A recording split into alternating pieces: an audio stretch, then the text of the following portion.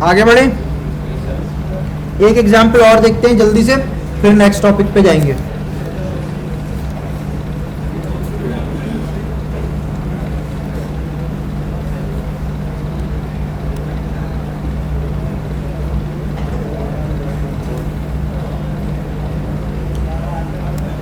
सबसे पहले तो ये वैल्यू चेंज कर देते हैं, 5 की जगह इसको 7 भी यूज हो गया, 9 कर देते हैं चले, या छोटी छोटी वैल्यू कर लेते हैं 1 और 3 ऐसे कर लेते हैं, ठीक है।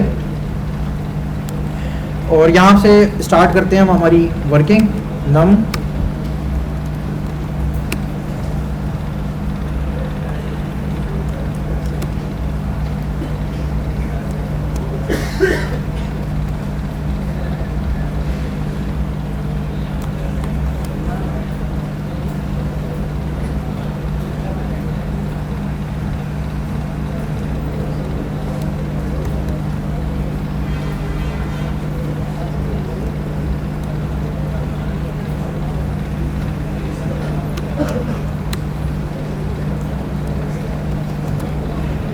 ठीक है, अब इसको सॉल्व करते हैं। अच्छा देखिए, हम इंसान हैं तो हमें ना ज़रूरत से ज़्यादा तुक्केबाजी पे नहीं चलना चाहिए, स्टेप बाय स्टेप सोल्यूशन चलना चाहिए। तो वैसे तो हम इसको जुबानी पे सॉल्व कर सकते हैं, बट अभी हम आज ही हमने टॉपिक पढ़ा है तो हम 1 बाय 1 यहाँ पे स्टेप्स लिखते हैं। नम 2 की वैल्यू क्या आनी चाहिए, यहाँ पे मैंने नम 2 की वैल्यू क्या रखी है 3, और मैंने यहाँ पे कहा है कि जब यूज हो रहा है उसको कोई वैल्यू रहने दो जो हुई भी हो यूज, तो यहाँ क्या रहेगी वैल्यू 3 रहेगी, ठीक है। यहाँ पे आए प्लस का साइन, यहाँ पे नम 1 की वैल्यू क्या है 1, और मैंने क्या कहा है यूज करने से पहले क्या करो 1 ऐड कर दो, तो क्या हो जाएगी अपडेटेड वैल्यू 2 हो जाएगी।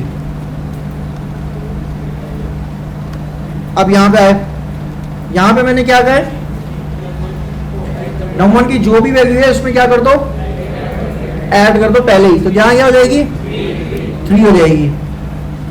और यहाँ क्या वैल्यू होगी नम 2 की, लास्ट वैल्यू नम 2 की क्या थी 3, और उसमें एक ऐड हुआ 4, यहाँ पे आए एक ऐड हो गया, क्या हो जाएगा 5। अब इसको सॉल्व करेंगे तो क्या वैल्यू बनेगी 7 बनेगी। 3 + 2 5, 5 - 3 2, 2 + 7 2 + 5 7, ठीक है। ये कोई बहुत ज़्यादा टाइम स्पेंड करने वाली चीज़ नहीं है, थोड़ी सी आपसे प्रैक्टिस मांगती है, उंगलियों पर गिनती का खेल है ये, सही है ना, कि क्या वैल्यू कहाँ पे मिल रही है। कॉन्सेप्ट आपको पता होना चाहिए, प्री इंक्रीमेंट का मतलब चलाने से पहले ही बढ़ा दो, पोस्ट इंक्रीमेंट मतलब पहले चला दो फिर बढ़ाओ एक वैल्यू, ठीक है। अब एक और वैल्यू देखते हैं हम, वार और या यूं कर लेते हैं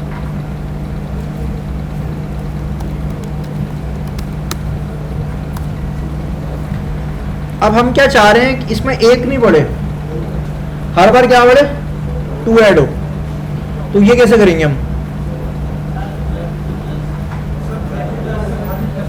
तो इसके लिए प्री इंक्रीमेंट या पोस्ट डिक्रीमेंट वाले ये वाले मेथड नहीं चलेंगे, आपको प्रॉपर वेरिएबल जैसे ओवरराइड करते हैं वैसे करेंगे आप। तो मैं यहाँ पे क्या क्या कर सकता हूँ वो समझते हैं। सबसे पहले तो मैं ये कर सकता हूँ कि मैंने कहा कि इवेंट काउंट +2, ऐसे होता है ना कि उसमें जो भी वैल्यू रखी हुई है उसमें क्या कर दो 2 प्लस कर दो, और जब अपडेट हो जाए तो नई वैल्यू को सेम वेरिएबल के अंदर स्टोर कर लेना। अब ये मैंने क्या लिखा है इसको समझते हैं।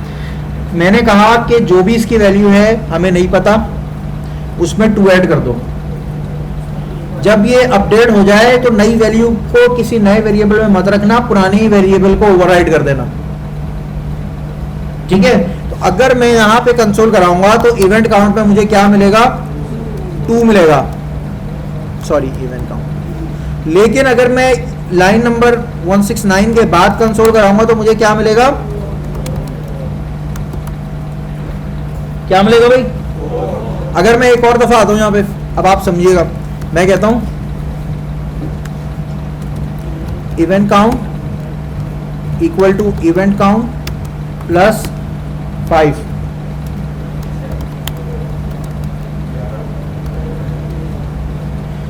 समझते हैं अब। सही है, थोड़ा सा ज़्यादा हो गया है। सही है, इवेंट काउंट यहाँ पे वैल्यू थी 2, तो इस वाले कंसोल में क्या वैल्यू आएगी 2। लाइन नंबर 169 में हमने कहा कि जो भी पुरानी वैल्यू है उसमें 2 ऐड कर दो और उसी वेरिएबल में रख दो। तो नया वेरिएबल बनाया ही नहीं ना, उसी वेरिएबल को मॉडिफाई कर दिया, उसकी वैल्यू को यूज किया, उसमें 2 ऐड किया और उसी वेरिएबल के अंदर रख दिया। तो क्या होगी अपडेटेड वैल्यू, यहाँ पे 4 आ गई। अब यहाँ पे आए हम, यहाँ पे मैंने कहा कि जो भी इवेंट काउंट की वैल्यू है उसमें 5 ऐड कर दो। तो क्या है इवेंट काउंट की वैल्यू 4 है, 4 में मैंने क्या ऐड किया 5, 5 प्लस 4 कितने हो गए, तो इवेंट काउंट में क्या आएगा, चल आगे भी देख लेते हैं, 2, 4 और 9 आना चाहिए। सही है, आपने सीखा, यहां पे हम क्या सीख रहे हैं, किसी वेरिएबल को सेम वैल्यू को यूज करते हुए मॉडिफाई करना। एक और एग्जांपल देखते हैं, स्ट्रिंग के ऊपर ये एग्जांपल देखते हैं जरा। Var user name, initial value for example मैंने कहा हैदर है। अब आप कह रहे हो कि है जो भी नाम पहले से रखा हुआ उसी में सेकंड लास्ट नेम भी ऐड कर दो। तो आप क्या कर सकते हो, आप एक तरीका तो ये एक नया वेरिएबल बनाओ, है ना, और उसमें आप कहो यूजर नेम प्लस जो भी आपका लास्ट नेम है वो आप ऐड कर सकते हो। ठीक है, एक तरीका तो ये हो गया। दूसरा तरीका हो सकता है कि आप कहो कि भाई कोई नया वेरिएबल नहीं बनाओ, नई वैल्यू को भी सेम वेरिएबल में रखना है। ठीक है, तो आप सेम वेरिएबल यूज कर लोगे और कहोगे यूजर नेम में जो भी पहले से रखा हुआ है अब उसमें नई वैल्यू ये उसमें कॉन्केट करके आप रख दो। अब अगर मैं कंसोल कराऊंगा तो यूजर नेम में क्या वैल्यू मिलनी चाहिए, मुझे हैदर अली दोनों मिलना चाहिए। ठीक है, हाँ ऑन है, ऑन है। क्या कह रहे हो, प्रॉम्प्ट में मैंने नहीं लिया अभी, हार्ड कोडेड ऐसी वैल्यू लिख दी, प्रॉम्प्ट में भी लिख सकते हैं हम, ऐसे ही चलेगा। अभी हम ये सीख रहे हैं कि सेम वेरिएबल की वैल्यू को यूज करते हुए मॉडिफाई कैसे करते हैं। सही है, प्रॉम्प्ट में अगर आप लिखोगे तो बिल्कुल सही चलेगा, ऐसे ही चलेगा। ठीक है, अगली एग्जांपल देखते हैं जरा।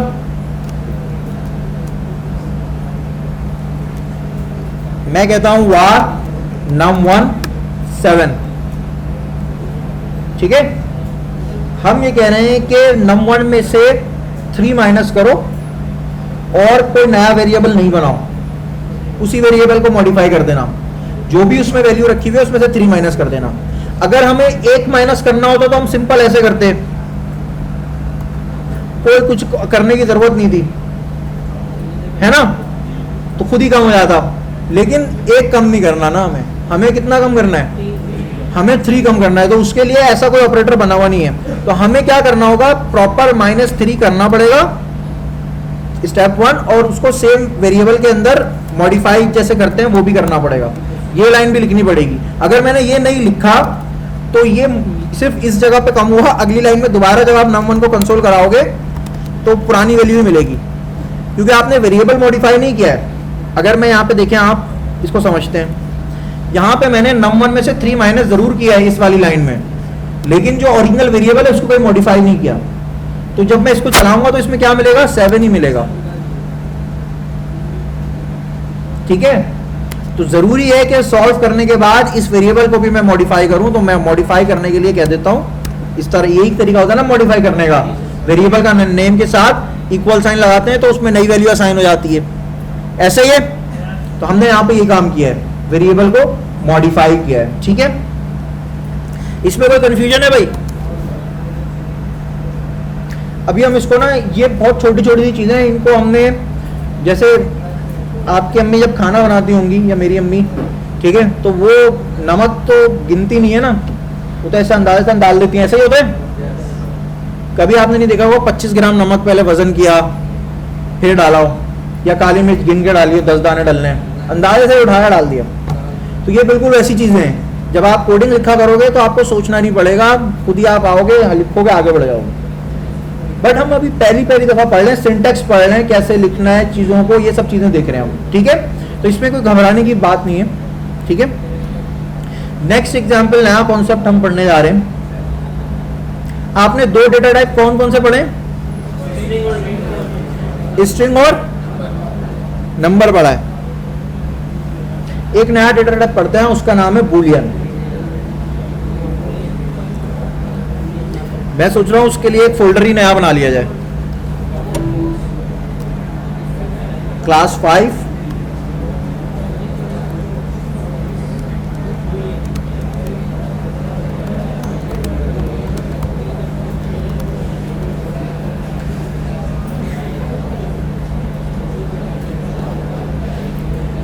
और बेटा आप लोग अगर खामोश रहोगे ना तभी आपको बात समझ आएगी, वरना नहीं आएगी।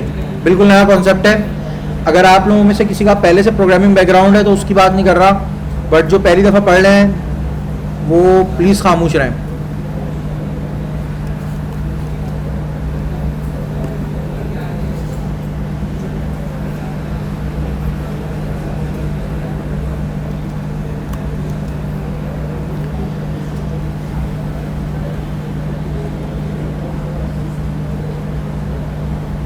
जब भी हम जावास्क्रिप्ट चलाएंगे सबसे पहला काम क्या करना है, हमने कंसोल ओपन कर लेना है। कंसोल किसके लिए होता है? डेवलपर के लिए। यूजर के लिए कहाँ होता है? डेवलपर के लिए होता है। डेटा टाइप का नाम है बूलियन और इसमें सिर्फ दो ही वैल्यू होती हैं, ईदर ट्रू या फॉल्स, स्मॉल में। ठीक है, जब आप स्ट्रिंग लिख रहे थे आपको जो वैल्यू आप इन्वर्टेड कॉमास में दे रहे थे वो एज अ स्ट्रिंग कंसीडर हो रही थी। जब आप नंबर दे रहे थे तो आप कोई भी नंबर लिख सकते हैं। ठीक है, बूलियन में आप अपनी मर्जी से कुछ नहीं लिख सकते, या तो वैल्यू होगी ट्रू या होगी सच या झूठ, यस या नो, हाँ या ना। ठीक है, अब अगर कंसोल चलाता हूं मैं यहां पे ना, मैं यहां पे कहता हूं वार यूजर नेम हैदर। ठीक है, अच्छा पहले तो मैं सीधा सीधा ट्रू और फॉल्स को कंसोल अगर करा के दिखाऊं ना तो आपको ये मिलेगा, console dot log true, console dot log false, तो सिंपल यही वैल्यूज मिल जाएंगी। ये भी इन्वर्टेड कॉमास में नहीं लिखी मैंने, आप अगर देखें इन्वर्टेड कॉमा में सिर्फ स्ट्रिंग होता है, ट्रू और फॉल्स एज इट इज आ गई। ठीक है, अब हम इसको डायरेक्ट ऐसे यूज नहीं करेंगे, एक स्टेटमेंट बनाएंगे जो या तो ट्रू बन रही होगी या फॉल्स बन रही होगी। फॉर एग्जाम्पल उर्दू में या बात करते हैं अगर, तो 2 + 2 = 4, ये ट्रूथ स्टेटमेंट है, सच बात है। लेकिन अगर सेम स्टेटमेंट में मैं कह दूं 2 + 2 = 5, ये फॉल्स स्टेटमेंट हो गई है ना। इसी तरह यहां पे अगर मैं लिखता हूं यूजर नेम, क्या लिखा हुआ है? हैदर। नंबर वाली मिसाल ही देखते हैं, वो आसानी से समझ में आ जाएगी। num1 2 + 2। ठीक है, अब अगर मैं यहां पे एक लिखता हूं num1, इक्वल चेक करने के लिए आपको 3 दफा इक्वल का साइन लगाना पड़ता है। एक दफा इक्वल का मतलब क्या होता है? जब आप असाइन कर रहे हो कोई वैल्यूज, जब आपको चेक करना हो कि बराबर है, मैथ्स वाला बराबर। मैथ्स में चेक करने के लिए इक्वल लगाते थे ना, कि right side assignment left side के बराबर है या नहीं है, समझ रहे बात को? तो अगर आपको ये दो साइड्स को कंपैरिजन कराना हो, राइट साइड और लेफ्ट साइड को, तो आप क्या लगाते हैं? 3 दफा इक्वल। तो मैं यहां लिखता हूं num1 = 4। ठीक है, अभी एक ही कंसोल कराते हैं। तो num1 में वैल्यू क्या रखी हुई है? 2 + 2, और मैंने क्या कहा? =4। तो ये ट्रूथ स्टेटमेंट है या फॉल्स स्टेटमेंट है? ट्रूथ स्टेटमेंट है। तो कंसोल पे क्या आना चाहिए? ट्रूथ आना चाहिए। सही है, ट्रू है। इसको गलत बनाते हैं, इसको 5 करते हैं या 6 करते हैं। तो 2 + 2 = 6, ये ट्रूथ स्टेटमेंट है या फॉल्स स्टेटमेंट है? फॉल्स स्टेटमेंट है। बात समझ आ रही है? सही है। तो बूलियन का क्या काम है? सिर्फ ट्रू और फॉल्स बताना कि कोई बात सच्ची है या झूठी है, और कोई काम नहीं है। और ये बहुत की इंपॉर्टेंट, बहुत ज्यादा इंपॉर्टेंट डेटा टाइप है, अभी हम यूज करने वाले हैं। इसमें कोई कंफ्यूजन है? इक्वल है तो कोई नॉट इक्वल भी तो होगा। है ना। तो मैं यहां लिखता हूं नॉट इक्वल की स्टेटमेंट। नॉट इक्वल की स्टेटमेंट में भी ये ट्रिपल इक्वल वाला साइन ही रहता है, लेकिन इसमें से पहला वाला इक्वल आप चेंज कर देते हो एक्सक्लेमेशन से, एक्सक्लेमेशन बदल जाता है नॉट, एक्सक्लेमेशन का मतलब होता है नॉट, ठीक है। इसका क्या मतलब होगा, पहले वाले का मतलब क्या है इक्वल, दूसरे वाले का मतलब नॉट इक्वल। तो अगर मैं यहां लिखता हूं num1 नॉट इक्वल टू 6, तो ये बात सही है या गलत है, बात समझे। मैंने यहां लिखा है num1 की वैल्यू क्या है 2 + 2 4 है ना, मैंने लिखा है 4 नॉट इक्वल टू 6, बात सच है या झूठ है, सच है ना। तो यहां क्या वैल्यू आनी चाहिए कंसोल पे, ट्रू आनी चाहिए, ठीक है, क्योंकि जो बात लिखी है वो सच्ची है ना। अगर मैं यहां पे लिख दूं num1 नॉट इक्वल टू 4, तो ये बात सच्ची है या झूठी है, क्यों फॉल्स है, क्योंकि आपने कहा 4 4 के बराबर नहीं है, जबकि 4 तो 4 के बराबर है ना, उल्टी बात लिख दी आपने, तो ये हो गया फॉल्स। कोई भी स्टेटमेंट आप जब चेक कर रहे होंगे कि वो ट्रूथ है फॉल्स है, तो उसमें जो बात लिखी होगी उससे चेक हो रही होगी कि क्या बात लिखी है आपने। यहाँ पे हमने लिखा है कि num1 4 के बराबर नहीं है, जबकि वो तो बराबर है, तो इसलिए क्या आ गया स्टेटमेंट, फॉल्स आ गया कि आपने झूठ बात लिखी है, सच बात नहीं लिखी। और मजीद वैल्यूज देखते हैं क्या क्या हो सकते हैं हमारे पास। पहले बताओ इक्वल नॉट इक्वल में कंफ्यूजन है, सही है। असल में ये मैथ्स वाला ही इक्वल है, लेकिन एक इक्वल नहीं लगा सकते, क्योंकि एक इक्वल का मतलब तो कुछ और हो जाता है ना। एक इक्वल का मतलब ये हो जाएगा कि आप num1 को ओवरराइड करके उसमें 6 असाइन कर रहे हो। जी पूछे, आवाज नहीं आई, बताएगा अभी करेंगे, उसको भी चेक करेंगे, वो भी बताएगा। तो हम एक इक्वल नहीं लगा सकते थे, क्योंकि एक इक्वल का मतलब कुछ और था, तो हमने क्या लगाया 3 इक्वल्स। 3 इक्वल्स का मतलब है मैथ्स वाला equal to, right hand side और लेफ्ट हैंड साइड बराबर है या नहीं है। और नॉट इक्वल के लिए एक इक्वल की जगह आपने क्या लगा दिया, एक्सक्लेमेशन मार्क, ठीक है। एक फेसबुक पे मीम वायरल हुई थी, शायद आप लोगों ने अगर किसी ने देखी हो, उसमें वाइफ अपने हस्बैंड से पूछती है डू यू लव मी, तो वो व्हाट्सएप का मैसेज था, वो उसको रिप्लाई करता है यस, ठीक है, समझ गए, क्योंकि एक्सक्लेमेशन का क्या मतलब होता है नॉट, बात समझ गए ना। तो हाँ, अब वो उसकी बीवी प्रोग्रामर नहीं थी, बस उसने अपने दिल की बात रख ली। आप क्या पूछ रहे, खुद लगा सकता है, उसका कुछ और मतलब होता है, ठीक है। वो अभी हम वो मैं बता दूंगा, मैं उसको अभी अगली क्लास में बता दूंगा। अभी हम 3 इक्वल पे स्ट्रिक रहते हैं, ठीक है। आपको यूज 3 इक्वल्स ही यूज करना चाहिए। और क्या क्या हो सकती है ट्रू दी फॉल्स स्टेटमेंट को चेक करने के लिए, जरा चेक करते हैं, देखते हैं। ये अभी तो नंबर की बात करेंगे हम, आसान सा बात कर रहे हैं, स्ट्रिंग पे भी चेक करेंगे, अभी आसान सी बात कर रहे हैं हम। मैं यहाँ कह रहा हूँ num1 की वैल्यू क्या है 2 + 2, आसानी के लिए ना वही रखी हुई है, चेंज नहीं कर रहा मैं इसको, ठीक है। num1 की वैल्यू क्या है 2 + 2, तो मैं यहां पे लिखता हूं ग्रेटर देन 3, ये बात सच है। num +1 में क्या लिखा हुआ है, और 3 से बड़ा है वो, तो ये बात सच लिखी है झूठ लिखी है, सच्ची बात है, तो क्या आना चाहिए स्टेटमेंट, ट्रू आना चाहिए, ठीक है। अगर मैं यहां कह दूं num1 ग्रेटर देन 4, तो ये ट्रूथ आना चाहिए, फॉल्स आना चाहिए, क्यों फॉल्स आना चाहिए, 4 से बड़ा नहीं है। num1 की वैल्यू क्या है 4 है, तो 4 से बड़ा तो नहीं है ना, बराबर है, तो ये स्टेटमेंट क्या हो गई, फॉल्स हो गई, झूठी हो गई। ग्रेटर देन पता है ना सबको भाई, मैथ्स में पढ़ा था, ग्रेटर देन क्यों यूज होता है ये सबको पता होगा, वही वाला ऑपरेटर है, चेंज नहीं किया है इसको। अब इसका उल्टा भी होगा, ग्रेटर देन है तो एक और वैल्यू क्या हो सकती है, लेस देन।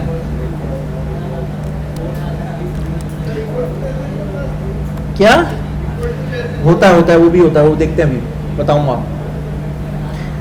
इसको कमेंट कर देते हैं, num1 इज लेस देन 4, ये बात सच है या झूठ है, फॉल्स क्यों है? 4 4 से छोटा नहीं है बल्कि बराबर है, तो यहाँ क्या आएगी वैल्यू? फॉल्स आएगी। चला आगे देखते हैं। फॉल्स आई भी है। लेकिन अगर मैं num1 को मैं कर दूं 3, अब क्या आएगा? अब क्या आना चाहिए? मैंने कहा है कि 4 3 से छोटा है, फॉल्स है। क्यों फॉल्स है? 4 बड़ा होता है ना, सही है। लेकिन अगर मैं इसको कर दूं 7, अब ट्रूथ स्टेटमेंट हो गई, ठीक है। एक और स्टेटमेंट बनाते हैं, console.log num1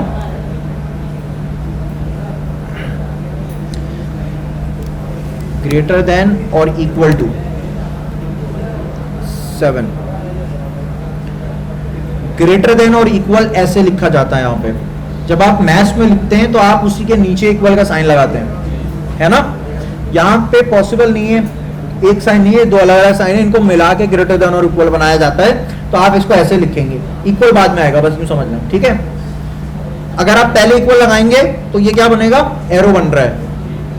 एरो का कुछ और मतलब होता है, मुझे भी पहले कंफ्यूजन होती थी कि इक्वल पहले लगाना है या बाद में लगाना है, तो मैंने तो ऐसे याद रखा हुआ है कि पीछे लगा रहा हूं तो एरो बन रहा है, तो एरो का मतलब कुछ और होता है, तो एरो तो नहीं बनाना हमें, तो इक्वल हमेशा कहाँ आएगा? बाद में आएगा। तो अब मैंने कहा है 4 या तो बराबर है या तो बड़ा है 7 से। ये क्या है? फॉल्स स्टेटमेंट है, ट्रूथ स्टेटमेंट है? फॉल्स है। क्यों फॉल्स है? क्योंकि ना बराबर है ना बड़ा है। अगर मैं इसको कर दूं 3, अब क्या है? अगर मैं इसको कर दूं 4, अभी भी ट्रू है, क्योंकि 4 4 के बराबर है, ठीक है। ट्रूथ स्टेटमेंट है, ट्रू आ गया। इसी का उल्टा लेस देन इक्वल टू भी लग जाएगा ऐसे ही। console.log num1 लेस देन और इक्वल हमेशा कहाँ आएगा? बाद में आएगा, पहले नहीं लगाना। और यहां में अगर लिख दूं 4 तो ये क्या आएगा? ट्रूथ आएगा या फॉल्स आएगा? फॉल्स आएगा, ट्रू आएगा ना, क्योंकि इक्वल भी लगा हुआ है, यहाँ पे इक्वल भी लगा हुआ है ना, तो ट्रूथ आना चाहिए, ठीक है। ट्रूथ आ गया। अगर मैं इसको चेंज करता हूं 3 से, अब क्या आएगा? क्यों फॉल्स आएगा? 4 3 से बड़ा है, छोटा नहीं है, गलत बात लिखी है, झूठ बात लिखी है। अगर मैं यहाँ पे इसको कर दूं 7, अब क्या होगा? अब ये ट्रूथ हो जाएगा। अब स्ट्रिंग की एक एग्जांपल देखते हैं। अप्रोक्सीमेट क्या? यहाँ अप्रोक्सीमेट वाला कोई सीन नहीं है भाई, या तो सच होगा या झूठ होगा, अगर मगर नहीं है, ठीक है। No if no but. Boolean सिर्फ इसलिए यूज होता है चेक करने के लिए कि कोई बात जो लिखी हुई है वो सच है या झूठ है, उसका कोई और मतलब नहीं बन सकता, समझे। तो यहाँ पे अगर मगर नहीं है। मिसाल के तौर पर आपसे कोई बोले कि आप 16 साल के हैं, क्या जवाब होगा? हाँ या ना, सही है। ये नहीं बोल सकते मैं 15.5 का हूँ, ये समझ रहे बात। यहाँ पे या तो ट्रूथ है या फॉल्स है, तीसरा कोई बूलियन में रखा हुआ ही नहीं है कुछ, सही है। करीब करीब का कोई सीन नहीं है।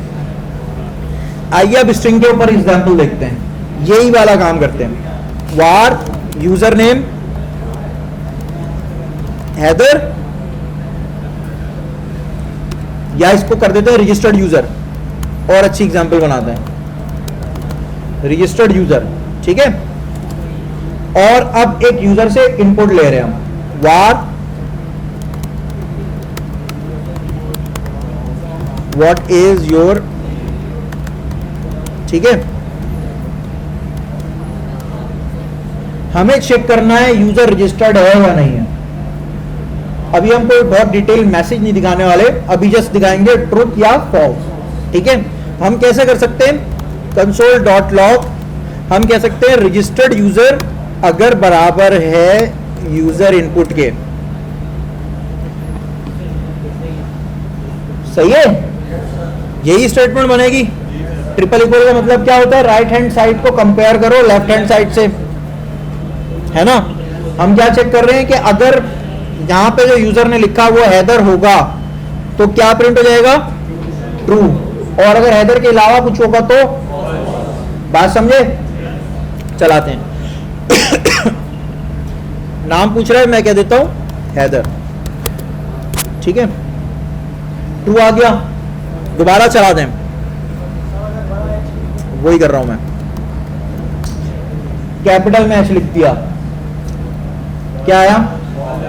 क्योंकि स्ट्रिंग में हैदर जो लिखा हुआ है ये नॉट इक्वल है किसके, ये दोनों अलग वर्ड है, सही है। तो एग्जैक्ट मैच होगा तभी ट्रू आएगा, अप्रोक्सीमेट वाला कोई सीन नहीं है यहाँ पे। तो ये काम समझ आ गया आपको, बात समझ आ गई? ईमेल एड्रेस हो कुछ भी ले लें आप इसकी जगह, अभी हमने सिर्फ यूजर नेम लिया। हाँ क्या पूछ रहे? जोर से तो पूछो।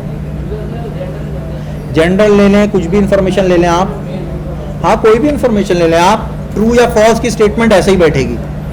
अब ना मैं एक एग्जाम्पल करने वाला हूं। अभी मैंने क्या किया है, सिर्फ ट्रूथ या फॉल्स प्रिंट कराया है, मजा नहीं आ रहा। हमें क्या चाहिए, हमें चाहिए कि अगर ट्रूथ हो जाए तो हम उसको बोलें वेलकम, और फॉल्स हो जाए तो हम उसको बोलें कि भाई पैसे दो, रजिस्ट्रेशन कराओ, फ्री में कहाँ आ रहे हो, है भाई? बात समझे? ये काम कैसे होगा? आपका क्वेश्चन क्या बेटा? हाँ वही कराने जा रहे हैं। हम क्या कराने जा रहे हैं, आसान लफ्जों में हम दोनों सूरतों में एक सेपरेट काम कराने जा रहे हैं। एक सूरत में एक मैसेज प्रिंट होगा, दूसरी सूरत में दूसरा मैसेज प्रिंट होगा। बात समझिए? तो हम वार जो अभी हमने आधी स्टेटमेंट लिखी थी वो तो वैसे ही मैं कॉपी कर लेता हूं।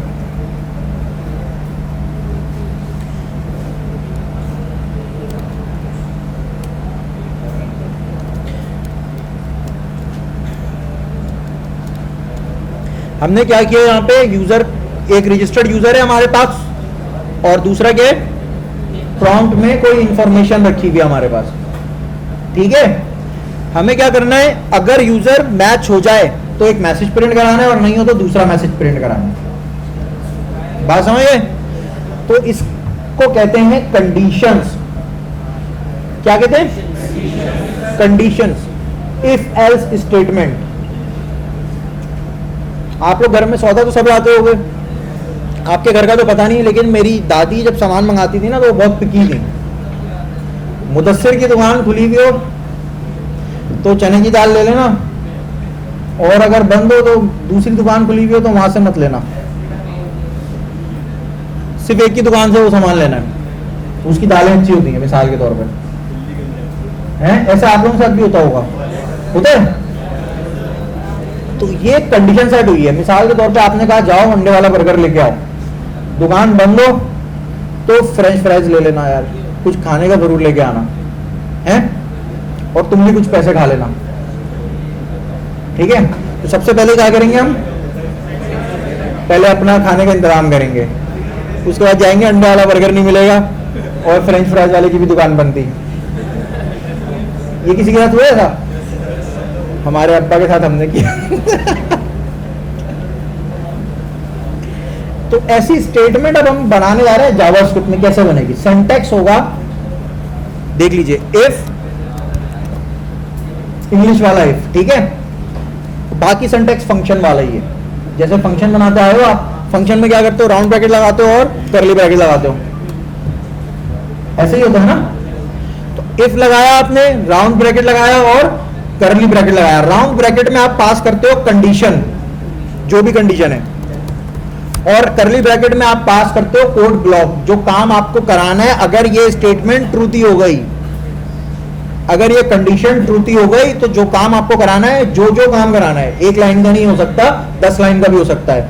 यूजर से इनपुट लेना है, डॉम पे क्यूरी सेलेक्टर लगानी है, ऑन क्लिक कराना है, जो कुछ कराना है वो आप यहां करा सकते हो, ठीक है। तो कंडीशन यहां बताओगे, लॉजिक यहां लिखोगे। मिसाल के तौर पर कंडीशन हमने कह दी कि अगर रजिस्टर्ड यूजर मैच हो जाए यूजर के इनपुट से, तो आप उसको कह दो console.log वेलकम सर, जो भी है, और ठीक है। अगर मैच हो जाए, यानी कि वो रजिस्टर्ड यूजर है, तो आप कह दो वेलकम सर और आगे जो भी उसका नाम है। अगर मैच नहीं हो तो क्या करोगे, एल्स लिखोगे। एल्स करली ब्रैकेट में, अब एल्स में कोई कंडीशन की जरूरत नहीं है। एल्स का मतलब क्या है कि अगर पहली कंडीशन ट्रू हो जाए तब तो कुछ नहीं करो, लेकिन अगर पहली वाली फॉल्स हो जाए तो ये वाला काम जरूर कर देना। अंडे वाला बर्गर ले आओ, अगर वो नहीं मिले तो कुछ तो खाने का लेके आना, भाई भूख लग रही है। भाई यहाँ पे आपने फ्रेंच फ्राइज की लिमिट नहीं लगाई है, आपने कहा कुछ भी खाने का लेके आना, कंडीशन नहीं सेट की यहाँ पे आपने कहा कि अगर ये चल जाए बहुत अच्छी बात है, वरना कम से कम ये वाला कोड तो जरूर चला देना। चलेगा कोई एक अंडे वाला बर्गर आएगा या कुछ खाने के लिए कुछ फ्रेंच फ्राइज वगैरह या लेज वगैरह आएंगे, दोनों नहीं आएंगे, पैसे नहीं दिए आपने उसके। तो मैं यहां लिख देता हूं console.log प्लीज रजिस्टर फर्स्ट। ठीक है, अब जरा चलाते हैं इसको। ये मेरे पास आया, इसने पूछा कि नाम बताइए, मैंने कह दिया हैदर। Welcome sir Haider. दोबारा चलाते हैं, नाम पूछ रहा है, मैंने कहा अब्दुल्ला, प्लीज रजिस्टर फर्स्ट। दोनों में से कोई एक ही चलेगा, लेकिन इफ एल्स की स्टेटमेंट में इफ में आपने क्या दिया है, कंडीशन दी है, और एल्स में आपने कंडीशन नहीं दी। सही है, अगर कंडीशन मैच हो गई तो ये चल जाएगा, और कंडीशन मैच नहीं हुई तो ये चल जाएगा। एक और एग्जांपल करते हैं इसकी, टाइम कितना बचे, 5 मिनट बचे हैं। एक और क्विकली एग्जांपल करते हैं, इससे मिलती जुलती। अब्बा ने आपको कहा है कि बेटा अगर 90 प्लस मार्क्स आए तो मैं आपको साइकिल दिलाऊंगा या मोटरसाइकिल दिलाऊंगा, हैवी बाइक दिलाऊंगा।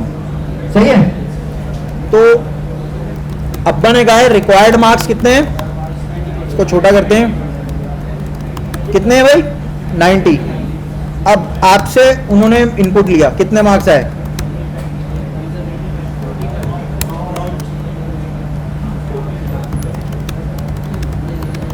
अब्बा तो ऐसे नहीं पूछेंगे कि प्लीज एंटर योर मार्क्स। वो आपसे कैसे पूछेंगे, वो आपसे बोलेंगे बेटा रिपोर्ट कार्ड कहाँ है ना। अब आपने कंडीशन क्या सेट करनी है, इफ। सबसे पहले तो प्रॉम्प्ट से पीछे आपको क्या लगाना पड़ेगा, प्लस, क्योंकि नंबर की कैलकुलेशन हो रही है, प्लस लगा दिया आपने।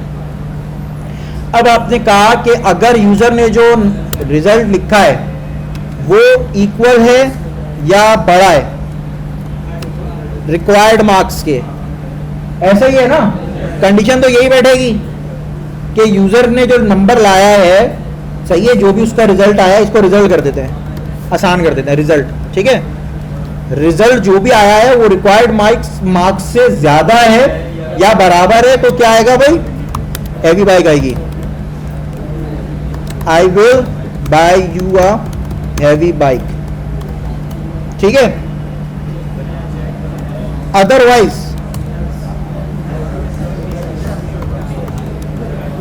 प्लीज ब्रिंग माय चित्र पढ़ेंगे। वैसे तो 80 प्लस भी अच्छे ही होते हैं, बट इस एग्जाम्पल में हमने 90 को कंसिडर किया है। ठीक है, आपके अब्बू को कोई वो कॉम्प्लेक्स है कि मेरे किसी रिश्तेदार के 90 प्लस आए थे तो आपके भी आने चाहिए, समझे? किसके आए थे? बढ़िया होता है यार, पाकिस्तानी पेरेंट्स मिडिल क्लास लोगों में होता है, बल्कि बड़े पढ़े लिखों में भी होता है। वो अपने बच्चों को आगे ही देखना चाहते हैं, पीछे नहीं देखना चाहते। इसके पॉजिटिव या नेगेटिव जो भी इम्पैक्ट होते हैं वो अलग बात है, बट हमने यहाँ एक केस बनाया, हमने कहा 90 प्लस मार्क्स आएंगे या 90 आएंगे तभी हेवी बाइक आएगी, वरना क्या बेटा चित्तर ले गया, पिटाई होगी। सही है, चला के देखते हैं। मार्क्स पूछे जा रहे हैं, 90 देते हैं, सही है, हैवी बाइक आ गई भाई। दूसरा कलेक्शन लेके आते हैं हैवी बाइक्स का, 93 देते हैं, तो भाई दूसरी हैवी बाइक आ गई। सही है, असली में नहीं आ रही यार, क्यों इतना खुश हो रहे हो तो इस बार हम देते हैं 89।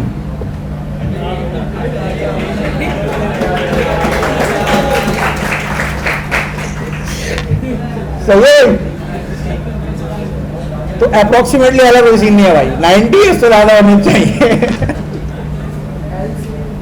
एल्स चल गया, हाँ, वरना। ठीक है, एक कंडीशन दे दिया, वो चला दो, अगर वो कंडीशन मैच नहीं हो तो एल्स चलेगा। हाँ, आप क्या पूछ रहे हो? वो नेक्स्ट क्लास में पढ़ेंगे, अभी टाइम नहीं बचा ना हमारे पास। अच्छा एक कंडीशन और हो सकती है, आपने बहुत सारी कंडीशन ऐड कर दी। पहले जाना अंडे वाले बर्गर को देखना, वो अगर नहीं मिला तो फ्रेंच फ्राइज वाले को देखना, वो भी नहीं मिला तो लेज देखना, लेज भी नहीं मिले तो कुछ भी खाने के लिए आना। तो यहाँ पे आपने बहुत सारी कंडीशन ऐड कर दी।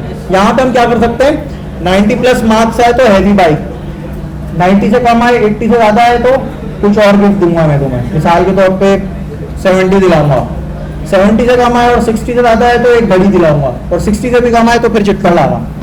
अब आपने सेट्स ऑफ कंडीशन बता दी, एक कंडीशन नहीं है, बहुत सारी कंडीशन है, तो वो भी पॉसिबल है। मैं नेक्स्ट, आज टाइम नहीं बचा है तो नेक्स्ट क्लास में मैं जरूर बताऊंगा। अभी आप इसको देखो, अभी छुट्टी उट्टी नहीं हो रही, इसको देखो और क्वेश्चन पूछो बैठे बैठे अपनी जगह पे।